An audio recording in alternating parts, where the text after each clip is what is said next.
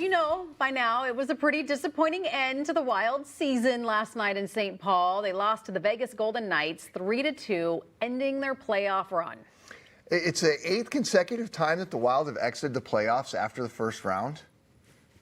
Yeah.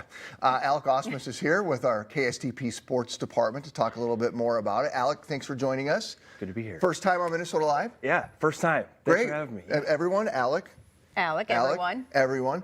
Before we talk about the Wild, tell us a little bit about yourself. I'm from Minnesota. Grew up in Hinckley. I'm sure my mom's watching right now. Hello, Hi, Mom. Hi, Mom. Up in Hinckley. Went to St. Cloud State.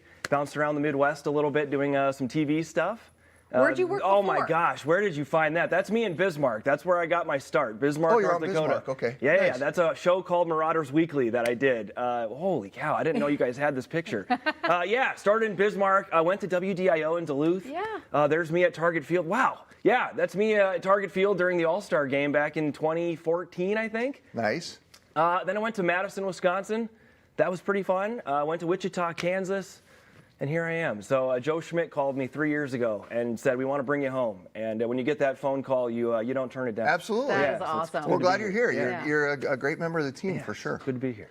All right, let's talk about last night. Sure. Let's talk about the Wild, and then we can move on to the positive of the Yeah. Timberwolves. So, we had to win last night. We didn't win. All of the games have been really, really close. Very close. And besides game one, which they technically lost 4-2 with an empty netter, all four of the Wild's losses were just by one goal. But those final three of the series, 2 of the 3 were in overtime. Mm-hmm. Yeah. I was at the X last night, and they needed a spark. They needed something to get them going in the third period.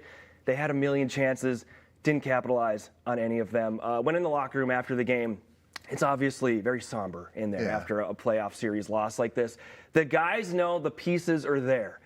There's Kirill Kaprizov in the locker room. And they're beat up, right? Like they know they were close. They had chances. They didn't quite get it done. Series comes to a close, but the pieces are there. Kirill is one of them. Kirill Kaprizov is who this team needs to build around right now. He had 5 goals in the postseason, in the series. Like, that's rare, and it was when your stars come out to play like the way Kirill did, that's what you need. The big question, can he stay healthy? He missed 28 games this year from an injury. That's a mini season in itself. So to not have your star player, this would be like the Timberwolves not having Anthony Edwards for 30 games.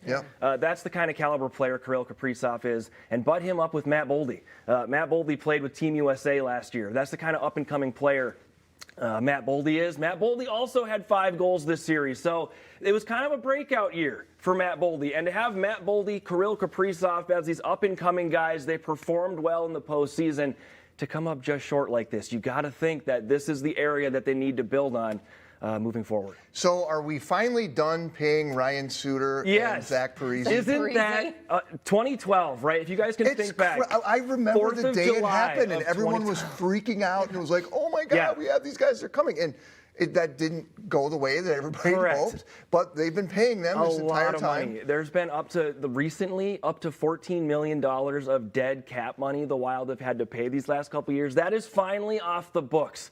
So there will be some much needed salary cap, be able to take a breather on the salary cap for the Wild this season. They could go get some free agents with that kind of money. Like, that's money where you can go get some guys. I don't ever try to speculate who's out there that the Wild could go get. They need another scorer, though. If they can pair Kirill Kaprizov with another kind of goal scorer with Matt Boldy, Kaprizov, with some of this $12 to $14 million they've been spending on Ryan Suter and Zach Parise, that could be the piece they're missing to finally get over this hump and get out of the postseason or the first round of the postseason since 2015. So is that what they do? Is that what they do in the offseason? They look to bring in somebody like that to kind of build around? If you have a guy like Kirill Kaprizov, who before he got hurt, he was one of the top players in the league this year, and you now have some money to spend, absolutely. And the Wild are a team in the NHL, facility-wise, management-wise, that free agents might be interested in actually coming and playing for the Minnesota Wild. So I know the last night's loss, it's tough, the season's over, but the future, I know this is kind of cliche, but the future is very bright. That's good. I mean, that's good to be optimistic about it. All right, so let's talk about the Timberwolves. All right. I hate to even get too excited for them because as a Minnesota sports fan, we don't want to be hurt. But this series against the Lakers, it was Ant had a terrible game. Correct. And yet they still won because Rudy just dominated. The Timberwolves missed 40 3-pointers in Game 5 and still won How a road did the playoff Lakers game. with LeBron James and Luka? The Lakers are missing another piece, but Rudy Gobert, I'll say this, the Timberwolves don't win Game 5 without that performance by Rudy Gobert. He was the safety blanket. He was the security blanket for the Timberwolves to get that road win. So cool to see, because when they traded for Rudy Gobert, there was some, what are they doing? Is that the right move to make? And that was a couple years ago. That Game 5 win almost made that trade in itself worth it. Well, it's kind of everyone was waiting for him to have a big game in this Yes. series, which he really didn't. Before even Game though he 5. should have. Right, 14 points and 20-some rebounds combined in 4 playoff games, and he almost doubled that in Game 5. One game alone. So Yeah.